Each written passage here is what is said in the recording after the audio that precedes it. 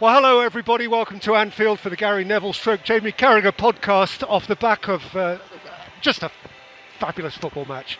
Oh, absolutely. Off you go. Yeah, amazing football match. So surprised. No one expected that. I mean, I know that Liverpool fans will probably say we may be a little bit complacent coming into it, thinking it was going to be an easy victory. But really, the fact of the matter is, I just thought if Liverpool played half well today, that Manchester United in their current form and how they've been recently would be just swept aside. The best I thought I could hope for was almost like a 1-2-0 defeat. I thought United were absolutely fantastic. And I don't say that lightly, because I think it's bloody hard playing here. And to play the way they did, their guts and their courage have been questioned and their quality has been questioned. I've questioned them both. Today, they demonstrated that they had both in abundance in that game, and I'm surprised. They really shocked me. I thought they were fantastic from minute 1 to minute 90 against a good Liverpool side who are always going to throw a lot at you. Did United surprise you, Jamie? Yes, I didn't expect them to play as well as they did, but I knew they'd be a lot better.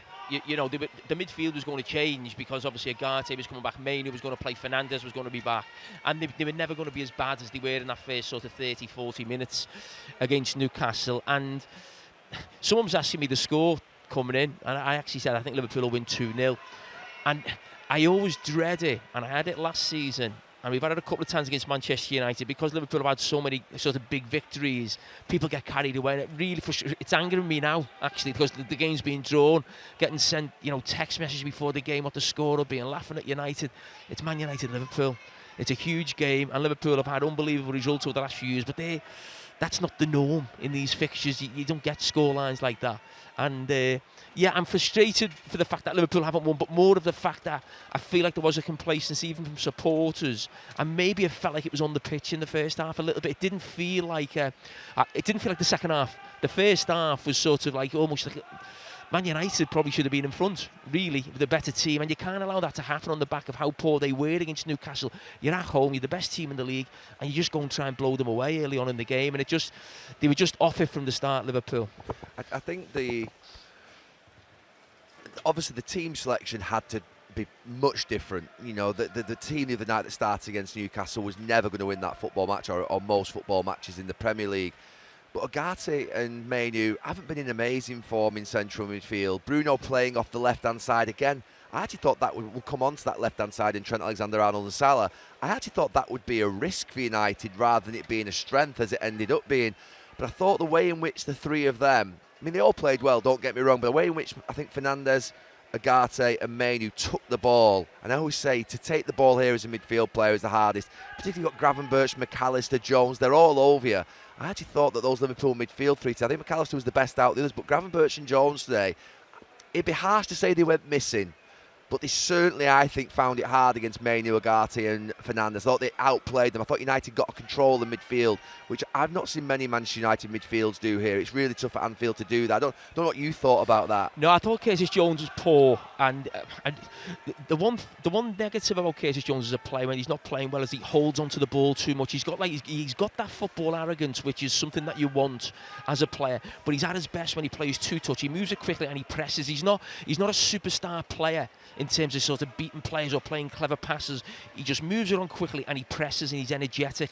As soon as he starts holding onto the ball too much for half a second too long, it's almost like that little bit, it doesn't become football arrogance, it becomes a little bit of arrogance. And I just noticed he lost the ball early on. I thought, it's going to be one of those days from Curtis. But listen, in the main, he's been fantastic. It was just, and again, that just makes me think about coming into the game as that sort of talk subconsciously in the back of the head of how poor this United team is, what Liverpool are going to do to them. So, yeah, I mean, in the end, it's probably a decent point for Liverpool because, Manchester United, you think of Harry Maguire at the end, but Liverpool were not at the races at all. They only had a spell from when United scored to when they went 2-1. That was the only time in the game you felt like it was you were playing at Anfield in a big derby game. It's interesting at half-time, we looked at the expected goals. I was thinking it was going to be pretty even, if not United slightly ahead, but I think Liverpool's was 1.28 and United was 0.40, which was like, I was thinking, United's two chances, the Ahmad one where he runs ahead of it and the Højlund one-on-one, I thought were slightly better chances than the Gravenberch one and the McAllister one. The Gakpo one. The Gakpo one and the McAllister one. And even then, just looking at the actual expected goals, is Liverpool 2.87, Manchester United 1.0. So I didn't feel it was a game that was like that, did you? No, it didn't feel like that. But listen, those numbers are, I mean, a lot of that was to do with Liverpool getting a penalty. And probably the Gakpo goal actually, was a great chance of scoring. He probably in the 6-yard box when he finishes. That'll have a lot to do with it. But in the main, it felt to me like Manchester United were very dangerous throughout the game. It didn't feel like, to me, like Liverpool at any stage of that game had control of the game and had control of United, and that's been a sort of a big standout under Arne Slot. It almost felt like a little bit of a Jurgen Klopp game at times, certainly in the second half, where it was just end to end, and we've not really seen that for most of the season under the new manager. I mean, I was happy with United the whole game because I thought they were really good the whole game. I was most happy with them in the last half an hour when they went punch for punch, and I think landed some punches, and at the end Maguire had an unbelievable chance.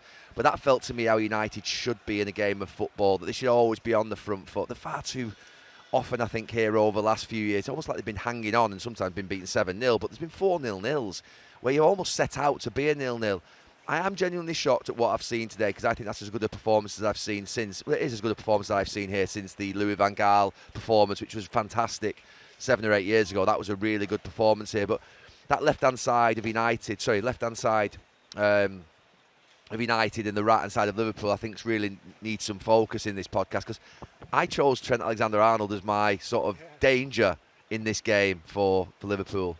Well, let's let it happen then. I was going to ask you, and I think you've answered really, so maybe we do move on to Liverpool, whether that, perhaps do answer just quickly, that was what can be a Manchester United blueprint performance, given the shape and given all of the talk around that.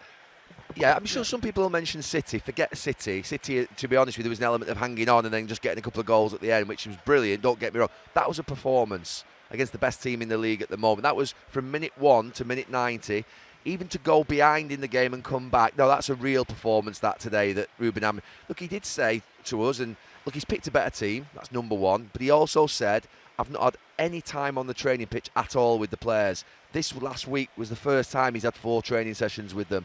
He's now got, I think, 5 next week or 6 next week. So he did say he just wanted that time. Now, I'm not saying everything's going to be right. This has been the worst performance of any Manchester United team in a century in terms of league points and stuff like that. So let's not get carried away. But it's something to hang your hat on. It really is something to hang your hat on. And onto Liverpool on that right-hand side. We used to have it, say, when Paul Scholes played off the left in a 4-4-2. You know, he did it with England, he did it with United quite a bit. There's a real strength that he can get into the pocket to attack. But then if he's having to chase a really good right-back going forward, I just thought that for Bruno to have to chase Trent Alexander-Arnold back with Salah being, obviously Dallow's going to be bogged down with Salah completely. I just thought it was going to be a real tough day for him, but it didn't end up that way. It ended up that Dallow and Fernandes caused nightmares for Liverpool and Trent Alexander-Arnold. Well, what I would say is, listen, we were probably critical of Trent throughout the game, and rightly so. But certainly in this system, and not just, it probably even feels even more so under the new manager. There's no doubt Mohamed Salah has almost like a free role, if you like. It's like, don't come back too much because we can hit you on the counter-attack. And we actually see every time Liverpool sort of counter-attack, even when they're defending a corner, it feels like it's Mo Salah on the run. So you've got a little bit of that. But we have both said, I don't know, for the last 7 or 8 years, Trent Alexander-Arnold has got to get serious about defending. Now, we've both spoken about at times this season we felt like he's actually improved. And when we say improved, not just got better, it looks like he wants to do it. We've been there. You can see it in someone's eyes. You can see the mentality. You can feel the intensity when someone wants to come on. Conor Bradley, the first time I think Garnacho ran at him, he tried to go on the outside. Conor Bradley puts a big strong tight, goes out for a corner. Okay, United happy to get a corner, but you could feel it. He wants to put the tackle in. He wants to block the cross. I never get that feel. And I know he's that type of player. I get that. I can't believe he was like that today on the back of what had happened with the Real Madrid stuff. Because I can assure you, me being in the city, knowing a lot of Liverpool fans, there was a lot of frustration. And people weren't happy. The fact that Liverpool are in the position that they're in terms of going for the title. And this talk of Real Madrid blows up. So I was actually thinking, Trent's going to come here and put on like a big performance as if to say, hey, this is why maybe Real Madrid want me. This is why maybe I want the big bucks off Liverpool. I'm the main man. And I could just see it in the first half. It was that thing where he was jogging back. He wasn't in position. And I don't think the game could have gone any worse for him. And do you relate the two? Perhaps this is an obvious question. Is the Real Madrid talk relevant to the performance today? Well, it might be in that maybe actually the criticism he's got, because even though players maybe aren't on social media, they're aware of it, they're aware of the noise, maybe the family, their entourage, they're aware of the feeling. And I actually thought he'd come out with something to prove. And maybe that criticism he's had and feels maybe it's harsh over the last sort of week or so has maybe affected him. Because the one thing you could say in Mo Salah's defence, because I've been critical of Mo Salah coming out and talking about his own situation. I just want these Liverpool players to concentrate on winning the league. We've won the league once in over 30 years. This is a massive opportunity, and that's a massive opportunity lost today.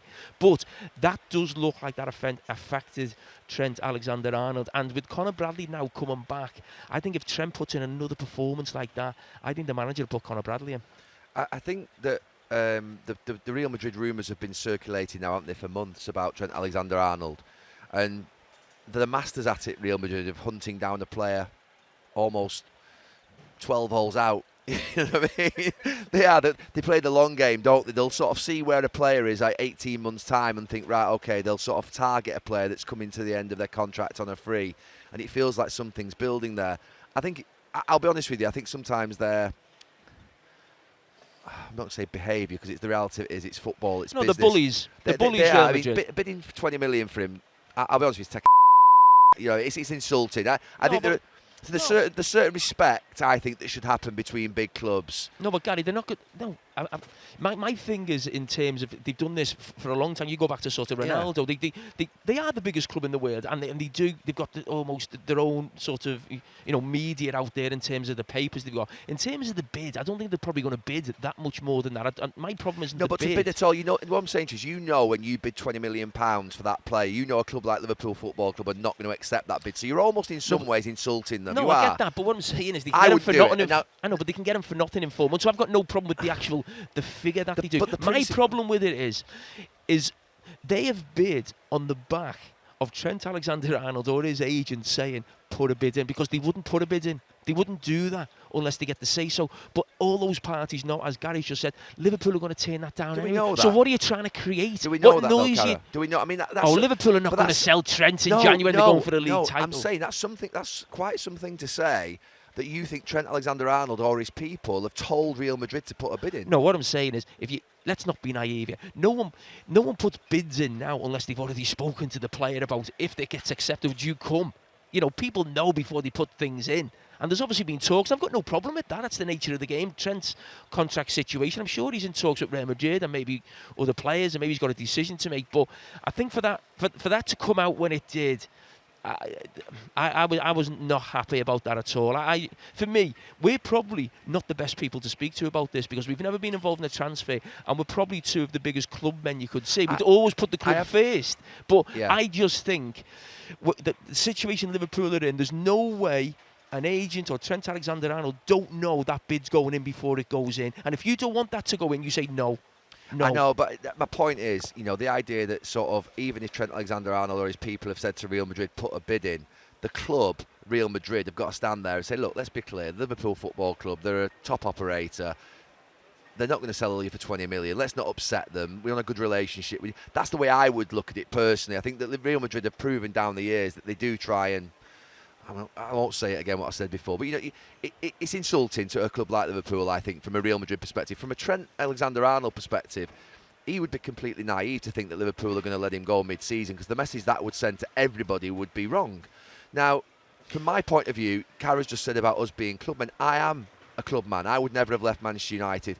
And I remember when Inter Milan, I think, was sort of coming in for Scholes and gigs. I'm going to say you then.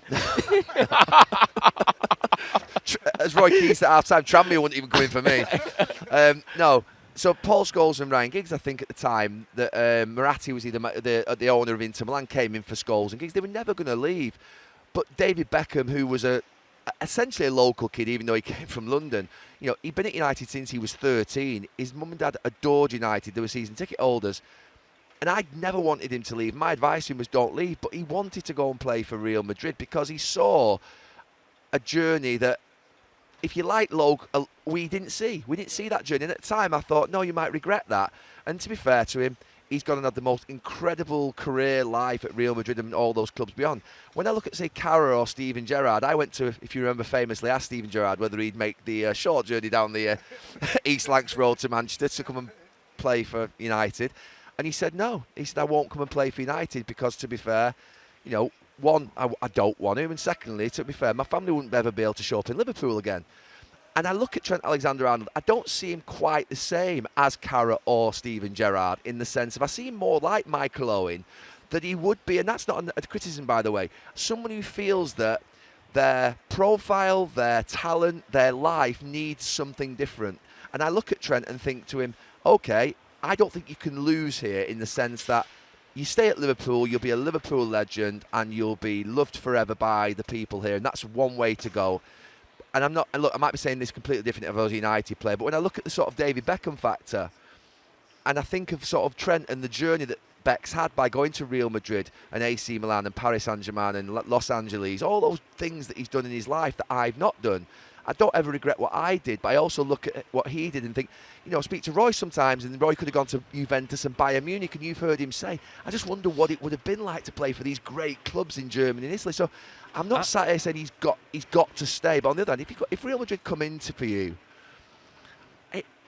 and he wants to do that in his life, then obviously that's the problem that I think Liverpool fans have at this moment in time, because it's almost like this is a very passionate city, Liverpool, as is Manchester, but Liverpool's a very passionate city. They love their football club, and he's one of their own, and it's tough when you've said this about it's different for him than it is for Mo Salah and for Van Dijk, because he is a Liverpool boy. So that's the toughness at this moment in time for Liverpool fans, I think. I think what you said, I've said this before, when I look at Trent, actually, the place he maybe goes on holiday, the way he dresses, he's got that sort of David Beckham sort of feel about him, you know. And he's not Gary Neville, that's for sure. Yeah. He has got that. And for me, there's a little bit of criticism because he might leave for free. I can assure you that doesn't bother me, because I actually argue the fact that actually he came for free. That's like us selling Virgil van Dijk for 75 million. You're breaking even. So I'm not too fussed about that. And you know what? It's his life.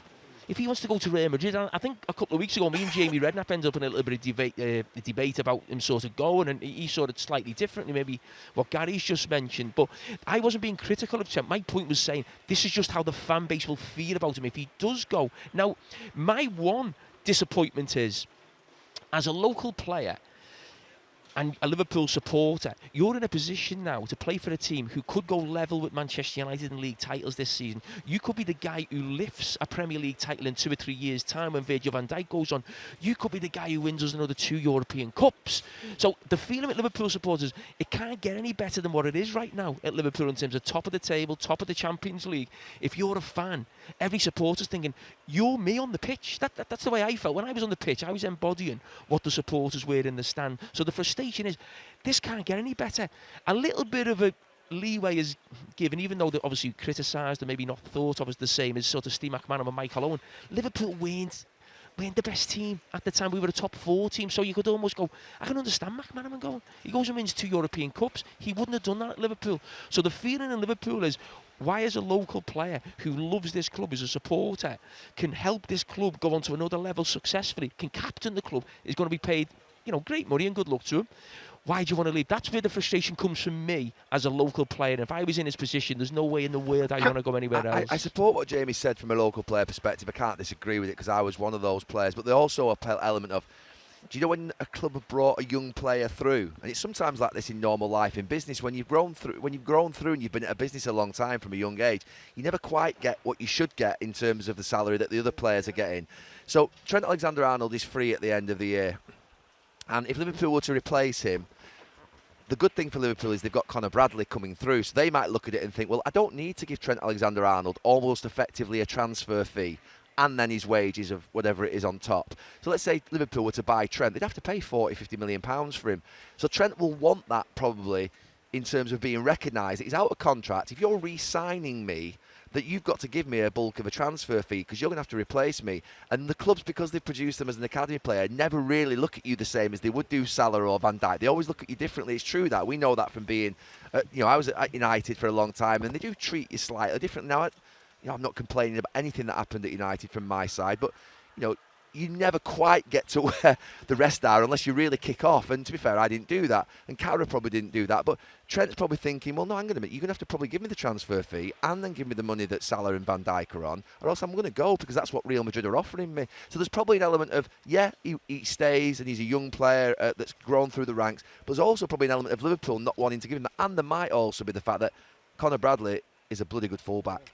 And they might be looking at him and thinking, hang on a minute, we're not going to go over the top for you because we've already got a good kid behind you. Yeah, just to bring it back, because we need to move it on, maybe Salah and the other players and the title race and so on. But if I were a fan of Liverpool, which I'm not, but if I were, my concern in the immediate term would be, am I going to get the best of Trent Alexander-Arnold now? If all this talk is going to make him a less good player than he was last week, then that's the top of the bottom of it. Dalot from the first minute thought, I've got you, didn't he? I mean, Dallow's not basically run past anyone in 6 weeks. He's been very willing, but he's played on that left wing and he's passed it back. First time he got the ball in that far corner, he thought, right, I'm having you.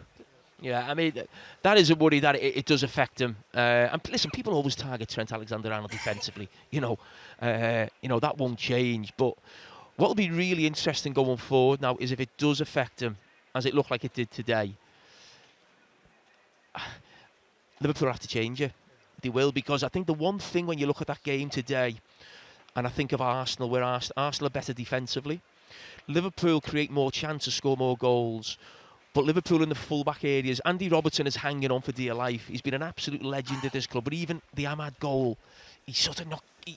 Andy Robertson 3 or 4 years ago. It's a tough one, that. No, I know, but there was a similar goal against with the Liverpool player, Leicester. A similar sort of goal where, listen, I know, I've been in that position, and that can happen 5 years ago, but it just feels like he's involved in a lot of goals, Andy Robertson, now, and we've been there as players. You're just half a yard short. Now, if Trent is having problems at right back as well, that puts an awful lot of pressure on the middle too. And Van Dijk, you think of how many times he pulled Liverpool out of the rubbish today in terms of covering across. He's probably having to work too hard, and that's the one thing that can stop Liverpool winning the league. The full-back areas. I thought Jurgen Klopp was getting the absolute maximum out of this team last season to be where they were in a title race with a few weeks to go. And I think similarly Arne Slot is getting the absolute maximum out of this Liverpool team this season. The great thing for Liverpool is this season that Arsenal and City have dropped off, so they're now in a great position and far further ahead than where they would have been last year. But they really are doing well, Liverpool. I think today is a game that can happen. Look, I didn't expect it. But I think credit to United. I do think United deserve big credit today. Look, they've got a long way to go, but they've got something to hang on to. And like I said, a lot of questions for Liverpool. The Salah statement to Patrick Davison on Friday. You called Salah selfish a few weeks ago for saying that he wanted... He's smirking. No, but he knows I'm putting him on the spot here because he called him selfish a few weeks ago for sort of saying that he wanted to go when he did an interview outside the game against Southampton. You're trying to get more hits for the Gary Neville podcast. The Gary Neville podcast doesn't need any more hits. You know what I mean? We're very successful without you. But what my point is that he's gone again on Friday, Mo Salah, hasn't he? He's gone again with Patrick Davison. Yeah, said, you know what it felt to me? It almost felt like there's too much talk of Trent here for the last week. Has everyone forgotten him in last year? I need to remind people, Mo, we are well aware you're in your last year. But you know what I would say? I plead to Mo Salah in his interviews. We all know you're in your last year. We're all desperate for you to sign. Fingers crossed it all gets sorted. You're playing, you're in the form of your life.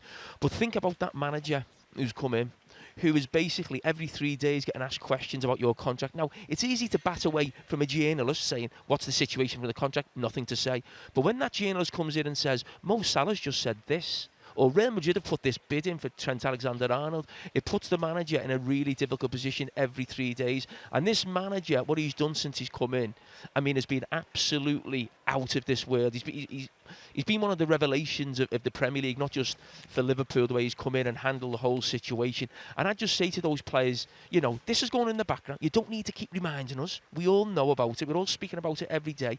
Don't be getting quotas on it. Don't be putting this manager under pressure every 3 days where he's got to answer something where you are basically quoted talking about your contract, basically. You're all in a team together. The most important thing is Liverpool winning the league. And if your contracts get sorted at the end of the season, it's a bonus. Fantastic. I'd be delighted if all three of them sign the contract. But the most important thing, and never forget this, is the club and the club winning the Premier League. Let me ask you about that though, Carol.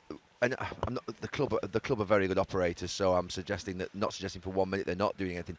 But what are the club doing about Trent Alexander-Arnold, Virgil van Dijk and Mo Salah at this moment in time that you know of? This is not an antagonistic question. This is a question of actually I don't generally know. So why is it that Trent and Mo Salah, Van Dijk's been quiet, why do they seem to be a little bit unnerved by what's going on? Are they not being offered contracts? Are they being offered low contracts? Are they stalling the goal? What's happening? I couldn't tell you. Because we always say about the player, that the players, by the way, I always say this about players, and I'm an owner of a club, the players get put out in front of interviews every single week in the Premier League. So I get what Kara's saying about Mo Salah. But the club, to be fair, owners, sporting directors, they don't have to go and get interviewed every single week. It's always the manager and the players that get thrown out there. But what is the club's position? I'm not saying the club should answer to this or to answer to any journalist, because they shouldn't do, the Liverpool Football Club. But Liverpool are going to need to act themselves probably soon, because in some ways, with Jurgen Klopp did last year, they acted with clarity, and they were really good about it. Because this is going to continue for the next few months. I mean, people say, I hear but what this are they a lot. doing? No, what are they doing? I haven't got a clue what they're doing. They're obviously, they have offered contracts. Have they offered contracts? Yeah. No, I'm asking, have they offered contracts? Yeah, they will have offered contracts. And people, I think Mo Salah said, didn't he, a few months ago, that he hasn't been offered a contract. Now, listen, that was a little bit disingenuous. The reason Liverpool haven't offered a contract is they're probably so far away from each other, maybe in numbers or length of contract. There's no point putting a contract in front of someone when you start the initial talks. You talk, what are you thinking numbers-wise? So there's no point putting a contract in front of someone that he's going to say no to or turn down. And they're probably trying to meet somewhere in the middle, I would imagine, and maybe try and get some common ground. But I just think that the thing, I would never be critical, and it's probably an element at every club where people don't like the owners or they don't like the people at the hierarchy. But what I would say is, when you talk about FSG or sort of Michael Edwards and Richard Hughes, I would always back them because of what they've done in this club. And I look at this stadium, I look at the training ground, I look at the fact... It's leaking, by the way. Did you notice that half time? Just on the Man United fans. That's a new stand over there that's leaking. Well, that's why we can't afford these contracts. Got to fix the roof. But what I would say is, they got the decision right in terms of bringing Jurgen Klopp. He's the guy who brings the title back, another European Cup back. Slot comes in. What they've done in terms of transfer-wise, not spending the biggest money, bringing great money in, then reinvesting it really well. Haven't bought a player this summer, getting battered and criticised for that. Liverpool are top of the league. So these decision-makers at the top of our club, yes, I'm desperate for these players to sign, but I'd always back them because they've got so much goodwill in the bank for me, in the sense of the decisions that they've made. They've been very good. But they've let the three best and most valuable players in the team contracts run down for the last 2 years, to the point where that's explainable. That is explainable. Okay, so we'll explain it then. Well, okay. Well, you've got two players who are... So I think Van Dijk's 34 and Mo Salah's 33. Now, those players, we've all been there. No matter who you're at, you get left to your last year when you're that age. That's the norm. So that's normal. The thing with Trent is there's basically behind the scenes, Jurgen Klopp obviously got more successful, got more power. Michael Edwards and his team of people moved away from the club. Then Jurgen Klopp announces he's going to leave. So basically, Jurgen Klopp's last summer, the guy who was sorting the transfers out was basically a German guy who was Jurgen Klopp's mate in some ways. He did it for the summer and then moved away. Now, Liverpool didn't have sort of people in position. Now, probably should they have still done something? Yes.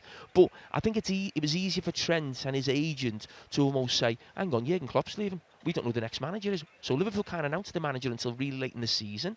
Then you're into your last year, and then it's a case of, well, I don't know how good it's going to be. Now, if Liverpool were really struggling, maybe fighting for top four and not challenging for the sort of biggest trophies, it's an easy decision. Trent again say, well, I want to win the biggest trophies. The fact that Liverpool are at the top of the league, are at the top of the Champions League, I think now puts Trent Alexander in a difficult position to say it's just about trophies, because that's now what Liverpool fans are saying. Why do you want to leave now in this situation? So that's how the club have got there. It's because of basically the structure of the club, which is being brought back as soon as Jurgen Klopp's finished. I love the story, that. Amen. Well, no, it's interesting, and we'll move on to the last little bits and pieces. But again, I would speak as a football supporter, not necessarily of this club. I would observe, Jamie, that Mo Salah and Virgil van Dijk are both still performing brilliantly. And so in the immediate term, whilst as a supporter, of course, you want them to sign on for 25 more years and live forever, in the moment, that doesn't concern me as much. But because you said right at the start of your long answer, the most important thing for a Liverpool supporter is that Liverpool win the Premier League this year. And if Van Dijk and Salah keep playing the way they are, then Liverpool probably will. And you know what? I am convinced that both of those players will stay. I think when you get to that age, that era, I mean, you talk about going on a free and go to another club. I find it difficult not to believe that they wouldn't get clubs. They're two of the best players in the world in their positions. But there's not many clubs out there the way clubs are run now with sporting directors who will say, I'll give a 34-year-old player 400 or 500 grand a week. I mean, clubs are not set up like that now. They probably spend it themselves on maybe a 22, 23-year-old who they think are getting a bit more longevity out, and that's probably where Liverpool are a little bit now. But it's different because they've been such legends for the club. They're doing fantastically well now. But I can't envisage a situation where Mo Salah and Virgil van Dijk aren't starting next season in a Liverpool shirt. I think that would be sorted one way or another. We were talking before the game about the actual economics of Salah, because obviously I think you said it's down to the 3-year contract, and obviously he's getting on a year, so why would they give him that? And it's 400 grand a week, which is just absolutely mind-boggling. But 400 grand a week is 20 million a year. Times that by 3 years is 60 million. That's what Mo Salah's asking for. It's a lot of money. But if Mo Salah leaves, you're going to probably spend 60 million on a fee, and then you're probably going to spend another 10, 15 million on wages. So you're going to probably spend 100, 120 over the next 3 years to replace Mo Salah with a player that, to be fair, more than likely may not do what Mo Salah's going to do. More than likely not going to do what Mo Salah's going to do. And it's that thing about when you've paid a fee for a player once, you don't like paying the fee for them again almost like, and that's what Mo Salah, probably Virgil van Dijk and Trent are making sort of Liverpool do. They're probably making them re-sign them twice as if they're not their player, and that does hurt a football club. We had it at Salford. Sometimes you sign a player and they've 2-year contracts, and then they come to the end and you think, hang on a minute, you've got signed again because we own you now. There's a little bit of that with it as a club. But it doesn't work like that. And, the Bosman ruling changed everything in football, and obviously rightly so for the player. But just that's the thing with the economics of the Mo Salah thing. Yeah.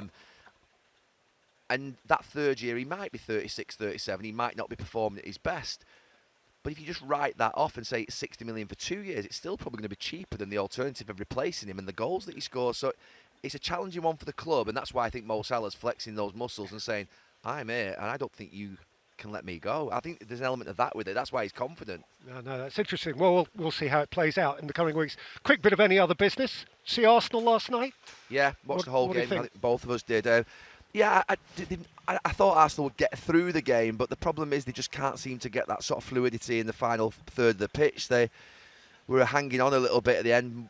Brighton came back into the game, and I was disappointed a little bit by Arsenal in the sense that at the end of the game, this feeling that sort of what cost them was the penalty decision. No, what cost you was you not going grabbing a game by the scruff of the neck and seeing it out. And I've got Arsenal to win the league because I thought that they would grow into the second half of the season. But Liverpool have got more electricity about them.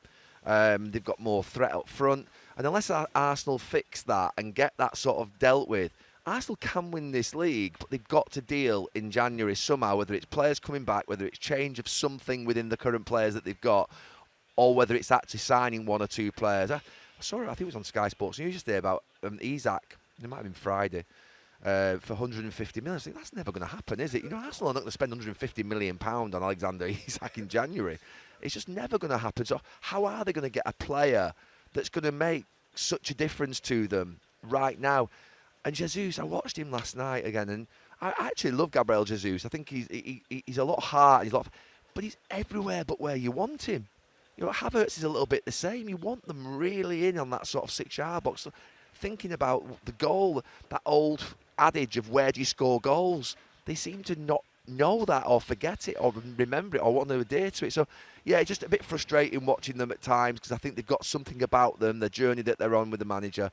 And they'll be happy today that Liverpool have dropped points and they're still in it. But they're going to have to improve enormously, I think. Yeah, it just feels like they rely on the defence so much, and it reminds me a little bit of some of the Liverpool teams I played in, where you'd look at our attack and you'd maybe go, we've got Stevie and we've got Torres, but the others were good players without being great players, and I feel that when I'm watching Arsenal. And we were very good defensively under Gerard Houllier and Rafa Benitez, but when you only score one in a game, what happened yesterday with the penalty? You're just waiting for a moment like that and the game goes away from you, you drop 2 points. So it just feels to me like Arsenal just haven't got their season going at any stage yet. There's, obviously they had the red cards at the start of the season. It feels like they have a couple of good games, then they draw a game, and you think of the Everton game, the Fulham game. But as Gary said, they're still there. I think this would have been a killer for them today if Liverpool would have won. I think 8 points with Liverpool having a game in hand, I think psychologically, I think Arsenal would have lost all belief, even though there's still a long way to go, because Liverpool are actually playing better than them as well. It's not just a points gap. But I think watching Liverpool today concede the goals, conceding chances, I'll think, oh, okay, we're stronger than this team defensively. They might be better than us going forward in terms of scoring goals. But I think Arsenal, again, not just because of the result, the way Manchester United, or certainly the way Liverpool defended, I think they'll think, oh, these can start conceding goals, because Liverpool at the start of the season looked really strong defensively. They're starting to leak goals, and that's my worry with Liverpool in the full-back areas. I still feel, and the noise is coming out of the club, they're saying they're not going to do any business in January. I think Liverpool need to buy a defender. Okay. Maybe just one last one, Gary, if we may, because nice way to finish, maybe to tee up Monday Night Football. And in the context of the top three, that includes Nottingham Forest. What do we got, Jamie? What are you thinking? Well, we'll do a big piece on them. I mean, they've been the revelation of the season, haven't we? And, we talk about teams and styles of football. I wouldn't say it's a throwback, but it's just what Nuno does.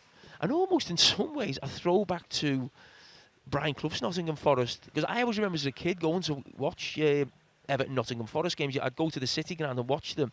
And Forest would be really content, even at home, in terms of almost sitting back, and they would have known, even as a kid, I remember they were known as almost being the best counter-attack team in Nottingham Forest. It almost feels like a little bit of a throwback to then in some ways, but the front four are fantastic.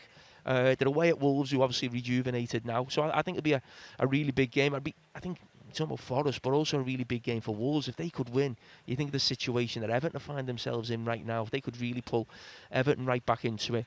But no, Nottingham Forest, what a job he's doing. And just think, Peter Lim sacked him and brought him in. on that note. Nice, everyone.